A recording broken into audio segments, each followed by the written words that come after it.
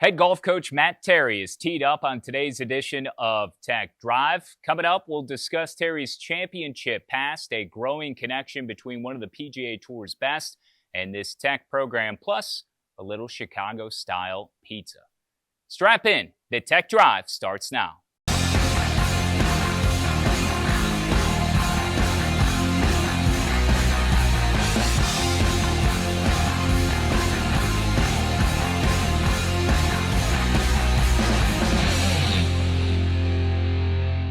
Welcome to another edition of Tech Drive. I'm the voice of the Bulldogs, Kyle Schasberger.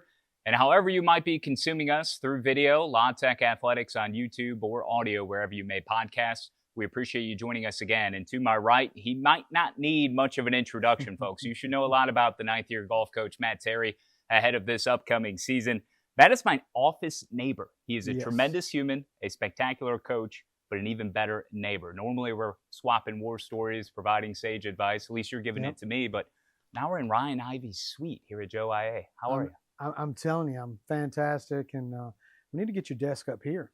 Maybe work out of this pristine location. It is very pristine. And I know Gerald and the boys were working hard, doing a little swap before you sat down here. It's game week for football. It's game week for football, but we're talking golf because we're inside of 2 weeks. It's here. The boys were powering it off the tee in the simulator room. I heard them over the weekend. How excited are you for the start? I'm always ready. The summer always seems to fly by, but in another way, it always seems to go by a little bit slower. Because if you don't win at the end of the year, you're ready to get after it again in the fall. The Argent Financial Classic starts Sunday, September 7th at Squire Creek. That's a 3-day event. It's one of 10 regular season tournaments that span September through April. We'll focus on the Argent more here in a second, but the length of the season, I was actually a little bit surprised comparatively to other sports. I mean, that's one of the longer seasons that we have. I mean, maybe only Sarge and your buddy Nantes can compare in terms of the actual length. How do you keep the guys engaged throughout? Well, nobody compares to Nantes. I mean, just ask him. We have to. The biggest thing for us is the guys are working at it all year. They take a little bit of break over Christmas, but I mean they're coming right out of the summer where they've been working on their games, playing a ton of events, and for me, it's getting them to have a little bit of balance coming into the fall where they're just not absolutely gassed by the end of October. But they'll have some downtime. I try to make sure to take those days off when they need to, and more mental than physical because all these guys are young and they can do a lot. And then when they get into November, December, it's more personal time, letting them just kind of watch out for themselves, get in the weight room a little bit more, break down their games and do that stuff. And then we're right back started in January because we'll be in Jacksonville pretty quickly in February, and then everybody says you want to peak at the right time. I just want to peak. Give me a peak and let it last a long time. I just had the pleasure of meeting one of your newest faces in Abel Dirksen, the Dutchman. One of 9 guys that you have on this squad. Representation from England, the Netherlands, Mexico, Finland. Flags from each are hanging in the simulator room, which is adjacent to each of our offices over in the field house, beyond the south end zone, behind the DAC. How do you feel about the dudes that you have going into this upcoming season? I'm excited. We lost 3 guys at the end of last year, but I feel like we went in and we elevated what we're doing. It's yet to be seen, but my personal feelings on what I see right now is that we have increased who we're going to be, and the maturity level of the 6 guys coming back. We've got guys that have put a lot of work in. Namely our guy that just won our club championship here, Isaac Adams. He has been killing it all summer, and really changing who he is as a human being and as a player, and with his work ethic. And the 3 new guys coming in, it's just fresh faces. They're excited to be here. For me, this is the best place on earth, right? And I think they have that view as well. And that's, if you keep that and you understand just where you're at and how great it is, then you got a chance to be really good. Club championship, is this the same one you were leading after day one? Well, I was in the senior division, the old man division, playing way up. No, that I don't get back there with the young men anymore, and things hurt more now, and they don't feel as fresh. Tell me more about Abel, who I just spoken with. He comes by way of Washington. Played 1 year up in the Pacific Northwest. Yep. Won a Dutch National Match Play Championship at the junior level prior to enrolling in Seattle. Finished 6th in the Dutch Open. What can he bring to this squad? He has got a lot of international experience, extremely talented young man.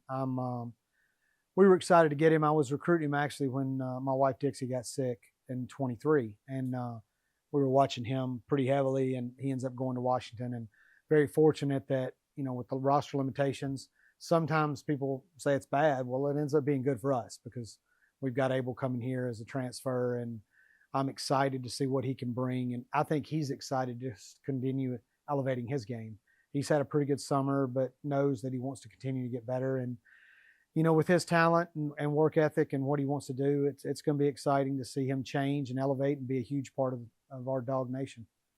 You bring up Dixie, and she's in the room, so not to put the spotlight on her, but it makes me wonder, you know, for coaches, student athletes, everyone, really, there is such a personal side to being able to balance what there is professionally and what the work actually demands of you. How do you do that?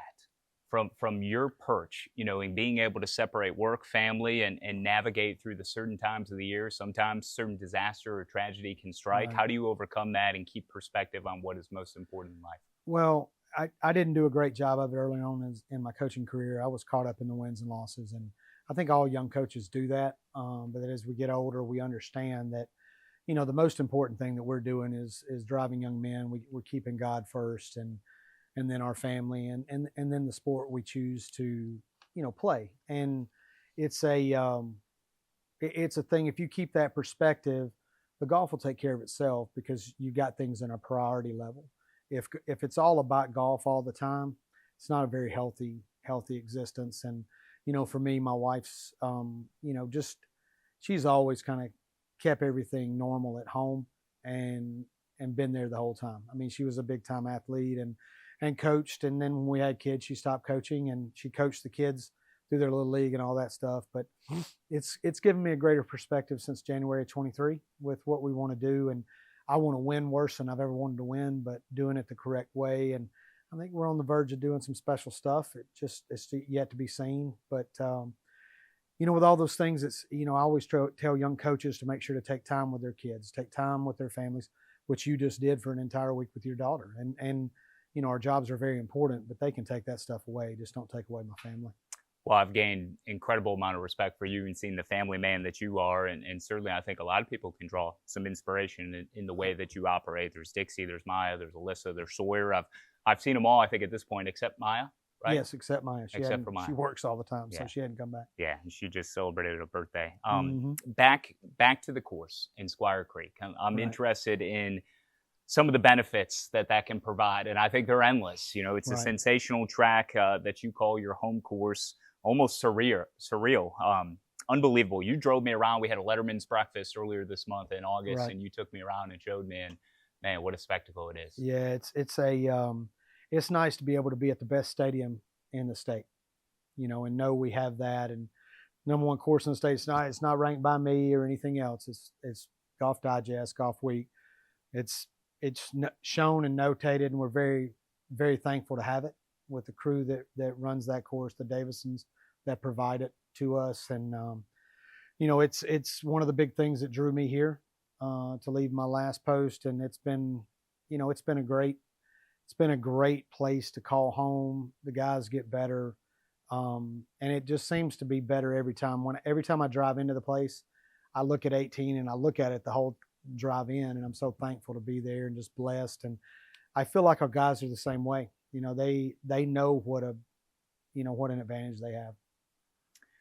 Does can y'all get out there anytime you want, or is there still some sort of a schedule? No, it's pretty much anytime we want to. I mean, we have to avoid club events, and we try to stay away from very busy times. And, you know, the staff out there, they're really good to us about getting the guys out, letting them get work. But, you know, it's usually 6 days a week unless there's a club event going on or we have some extremely busy times. But now that we're getting into football season, you know, there'll be less and less people there after 12 o'clock on Saturdays, and the same thing Sundays with the NFL season and the Saints, you know, going on, and the Cowboys. I'll mention them too, but, you know, won't mention your Bears, but We Come on, don't do that to me right now. yeah, yeah. Well, but Cal Kavanaugh's a big Cowboys fan too. We got enough Cowboy representation here. well, I gotta deal with you. we're still living in the '90s. We can't help it.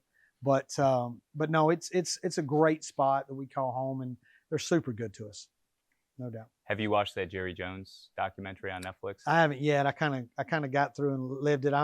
I was still a little bit upset that Tom Landry, gave up everything and Jones got it. But then 3 championships later, I kind of got over it pretty fast. Sam Burns just had another top 10 finish in the Tour Championship. Now, when this podcast hits everyone's respective feeds, whether on video or through audio, I think the announcement might already happen who the remaining 6 spots of the Ryder Cup are going to be going out to. But tell me about the relationship between your team, yourself, and Sam Burns, a guy who didn't go here but is local, right? And how much that has developed over the last couple of years, and what maybe a tremendous and valuable asset he has become to you and this program. He's fantastic. He's just a great human being. I don't think it's said enough about him. He is he's a good family man. He keeps everything in perspective. I know Scotty gets a lot of pub for that, because he has been winning so much. But Sam's an identical human being. It's God first, family, with how he runs his life. And I think he's been a very good example for the guys, the work ethic he puts in, just them seeing what he does every day, the time he spends sharing with them, when he is here, when he's not on the road playing. And I think they get to see a different side than I do because they get to spend more time. He was our volunteer assistant for a little while, but, the more time he spends with them, we kind of have to count that. And so we took him off that role, which wasn't a big role. It was more a little bit symbolic. He would help out occasionally at home, but he's able to spend time. The guys are able to see how he works and just how he carries himself. How he carries himself on TV, and it helps. We know he didn't go here, but his dad did, and his brother did. They both played football for us, and so he's got a little dog in him too, even though he wears that purple and gold during football season. Yeah, 66 on Sunday. He went to that school to the south. We'll see if he ends up making the Ryder Cup team. We should learn more on Wednesday morning. $6.6 million this year he has earned. That's a pretty good chunk of change. It's a struggle bus he's riding every day financially. The credit card bills are stacking up. Yeah, you shared a text thread too with me from this past weekend while he was competing in the Tour Championship. So the relationship, the communication with you, Sam Burns, this program, it's a real thing, and that's certainly a valuable asset to have. So that school to the south, their rival in football, at least, is Alabama, which is where you graduated in 1996. Degree in marketing. There was first the head coaching gig at Shelton State Community College, whom you led to a national tournament 3 times, including a title in 2002. 2002. Right. Then you built Troy's men's and women's golf programs, each an incredibly successful one. Sunbelt titles, multiple regional appearances aside. You seem to have it rolling at Troy, all that, and you've referenced it once already a few moments ago. What can you share about how Louisiana Tech became the next destination for you and those stars aligning back in 2017? Well, we were in a really good spot. Our oldest was going into her senior year of high school, and it was a summer. We kind of knew going into that spring that we were really close to going to national finals as a team on the men's side and doing some really good things. We're graduating 4 seniors, and we're bringing in a bevy of new really good recruits. And Tommy McClellan, our old AD here, who's now at Rice, called me, out of the blue and just asked me would I be interested in coming here. And I'd brought my team a few times here for this tournament and knew how good Squire was. I didn't know a ton about the school other than, Terry Bradshaw going to school here and Carl Malone and all that stuff. But you just, and the Lady Textures, watch those ladies in the 80s and 90s, on TV. But when Tommy called me, he told me he's really interested in having us come over here and becoming the next coach. And I said, I'd love to come check it out, see what's going on. And from the time I touched down, got picked up from the airport, went to Bovines that night, and ate, had a group of men that was there with us to start my interview process, stayed at Squire, got up at 6 a.m. the next morning, and I will never forget talking to my brother on the phone, drinking coffee, watching him cut the first green. I said, yep. And thank goodness they offered me the job, because I decided then, went back home, and my wife has heard this story a million times. We sat down at the kitchen table in Troy when Tommy offered me the job, and we let the kids kind of decide. And they were old enough to where they could have a say-so in what we were doing. And, Maya was going into her senior year, and she elected to come, and the whole crew came, and it was, it's been an awesome journey. I've been disappointed in some of our non-success, but that's all fully on my shoulders, and some decisions I've made recruiting and different things. But it's it's not without learning. I'm learning every day. Still at shootout. This will be my 39th team that I've coached, and I've done a lot more bad than good. But I think a lot of really good coaches can probably say the same thing. Well, you got one Conference USA Coach of the Year award, right, to your ledger. Some record-setting performances year over year. 15 team rounds under par last season, I believe it was, which had never happened. So many top 5 showings. Your assistant, James Swash, right? Even claimed CUSA individual title. That was the first individual medalist since 1980. All that to say, I don't know if you felt at the time, and you let your family help make the decision, which I'm sure certainly made it easier and took some of the heat off of you, especially when you have a senior year to consider in high school. But you might not have felt Tech was the perfect situation for you at the time, at least initially, but Tech needed you, and you saw that, and you have delivered in so many ways. And you're being humble, and you're not wanting to give yourself enough credit. We just have to get you to figure out how to hang pictures on your walls now in your office. That's one of those things that I do need to do a better job of that. I just come in. I really don't want an office, even though I enjoy being beside you. I want to give that over, somehow find a way to use that area for the team, and let them have another area to do something to get better at. And I don't know, I think every coach would say this. Everything's about them. Everything is about the player and what we can do for them, and how we get them better, how we win championships with them. I haven't hit a meaningful golf shot in so long. I had fun this weekend getting to compete a little bit, but honestly, the guys are hitting the meaningful golf shots, and they're doing what they're doing for us. What more are you doing for the players? You say you've grown. Maybe there's been some decisions in the past you've learned from. We all have that, right? That's the beautiful part of life, the lessons that are learned. What is it about this team maybe that you're most excited about in implementing? Maybe it's the way they look. I've gotten some glimpses of some of the swag, the things they'll be wearing, but that's not everything. How much have you changed in the way you approach actually coaching and developing, mentoring the guys that you have? Just trying to pay attention more to them. I know sometimes, my former players probably back in the early 2000s would tell you that I was pretty, I'm still extremely competitive, but I was outwardly competitive. I would get in faces and slam tables and different things. I've got some guys that went in the Hall of Fame at our junior college in '99 that those guys, we laughed about it. They've all got grown kids now and everything. We laughed about how, I would get after it and be crazy a little bit with wanting to win so bad. And a little bit of that I was trying to live through them, because I felt like I was unsuccessful as a player, and they were so good. And, I'm more patient now, I think, with the guys. We do a lot more game planning now, things that I feel like are going to prepare them for professional golf. I feel like I have more guys trying to play professional golf now, because I feel like we've given them a few more tools in their bag to work with, and a little bit better belief system, and I feel like once we click here as a team and start bringing some conference titles here, that it's going to be, like Niagara Falls. It's just going to be a constant flow of water. And that's kind of what we were doing at Troy. And this bunch of guys, you can kind of see a little different attitude with these 9.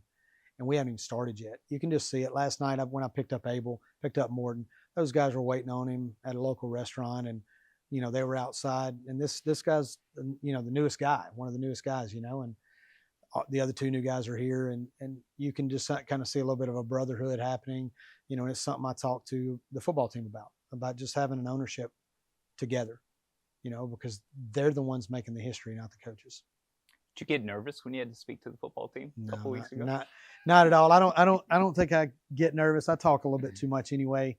I talk in my sleep. I'm sure my wife could attest to that, but it's my mind's constantly running, trying to see how we can get better. And those guys out there, they're the front porch of our university, especially in the fall. Everybody's wanting to flip on the TV, see how we're doing football wise. And, I want them to go out and win. At the end of the year, I want to see us smoke everybody, go 12-0, you know, be in the New Year's Six, and let's see what you got. And, you know, the good thing about us, yes, sometimes it's bigger, stronger, faster, but it's 11 on 11.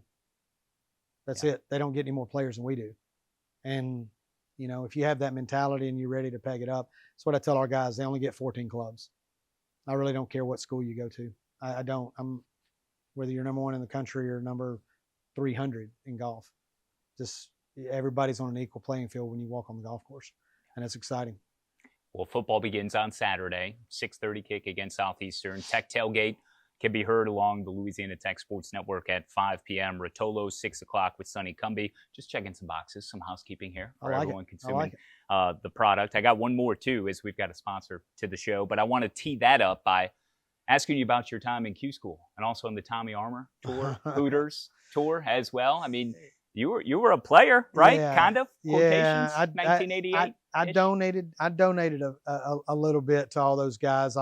I laughed this summer. I did camp at Duke, and their new head coach. I stayed at his house the first night, and I laughed. He offered me a bowl of ice cream, and I'm like, "Yeah, sure. You owe me something for all those entry fees you took off of me." And he kind of laughed. His wife laughed, and his son, who just got done playing college baseball at Alabama, busted out laughing because his dad was a really good player, played the tour, and I kind of laugh about that because most people don't realize that when you're playing levels below the Korn Ferry Tour, you're writing your check for the entry fee, and it's just basically glorified gambling.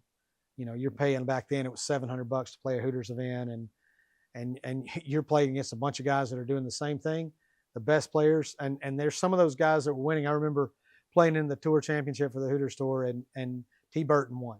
He's the coach at Gardner Webb. And I tell T all the time when I see him at events, I'm like, man, I still need some money back off that. And we kind of laughed. And I told you a story the other day, mentioning my brother. I was on the, I think, 18th hole, hitting a 4-iron into a par 4, and he crunched a beer can in my backswing. Yeah. And I fanned it in the bunker, and it plugged, and I got pissed off at him and walked by him on the bridge, and he said, "You weren't going to hit the green anyway." That's the type of family I grew up in. You know, we gave each other everything we could back and forth, and there was no quarter shown. And I got it up and down out of that bunker, and he said, "You wouldn't have made birdie. You know, you still made par." You know, like he didn't do anything wrong, but it was a fun time back then. We, you know, I don't think Dixie wanted me to stop playing.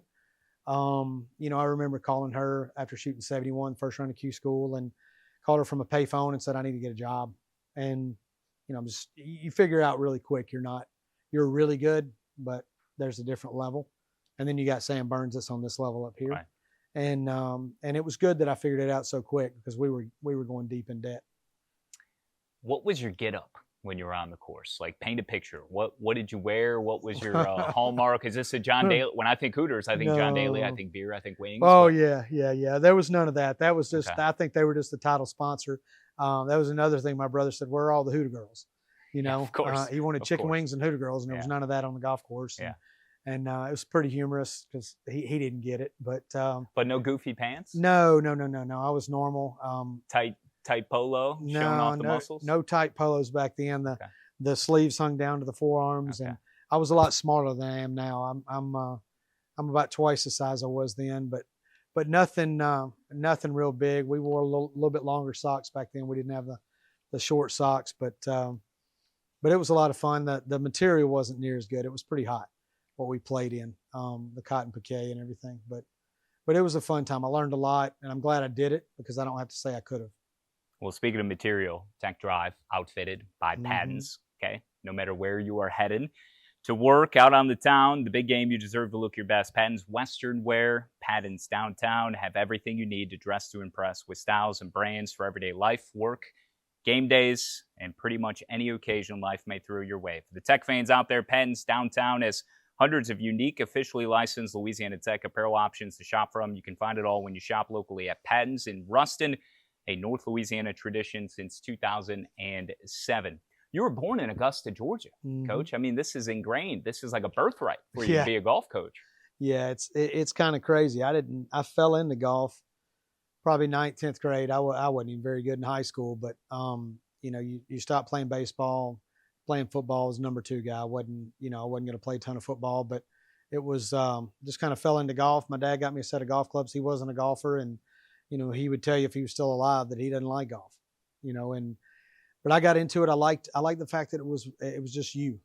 Everything was thrown on your shoulders, and I kind of liked that. And it was funny that I was born in Augusta, because you got no clue about that. When it happens. And my dad happened to be working the job he was in, and we moved when I was probably 6-8 months old.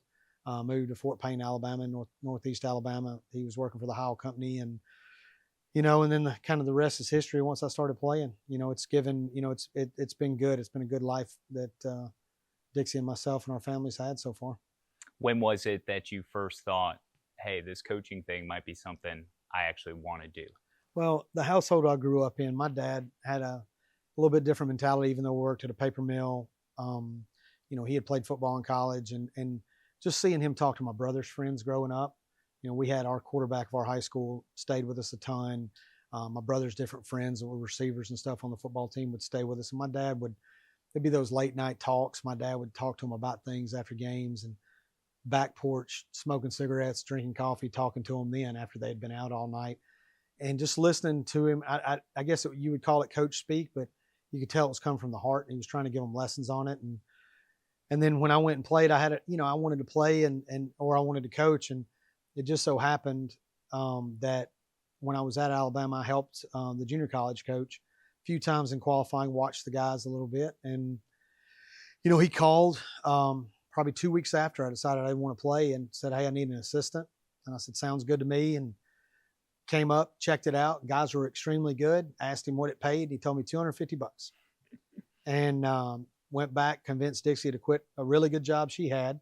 She moved back with her parents, and I lived on a buddy's futon, lived out of my suitcase, and that's how I learned to coach and get it done, and go visit with people and how to treat people. And I hope I haven't forgotten a lot of what Coach Collins taught me. And it's been good. I sometimes reverberate back to those things, pull those back in, because it worked. We won 2 national titles in 4 years there, and did a lot of special things. And he was a great man, and he was a lot like my dad, a good mentor, and he knew how to treat people.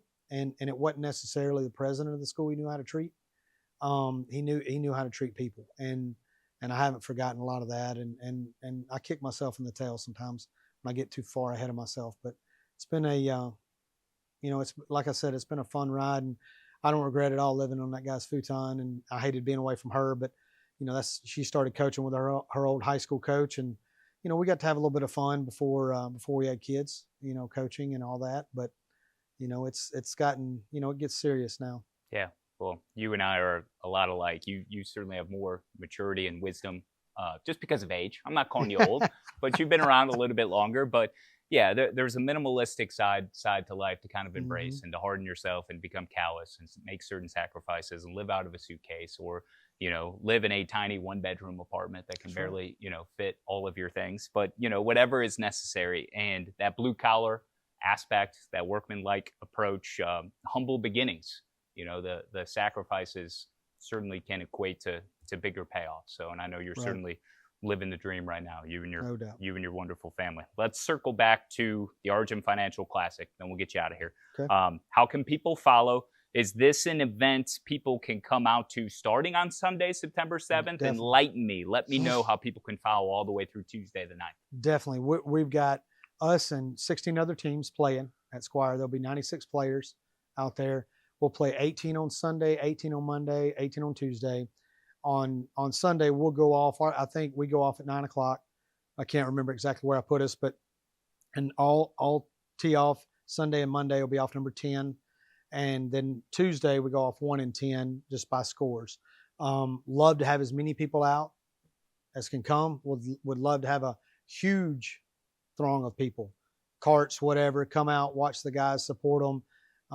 Just like I tell every sport, the more fans we have, the better these kids will play.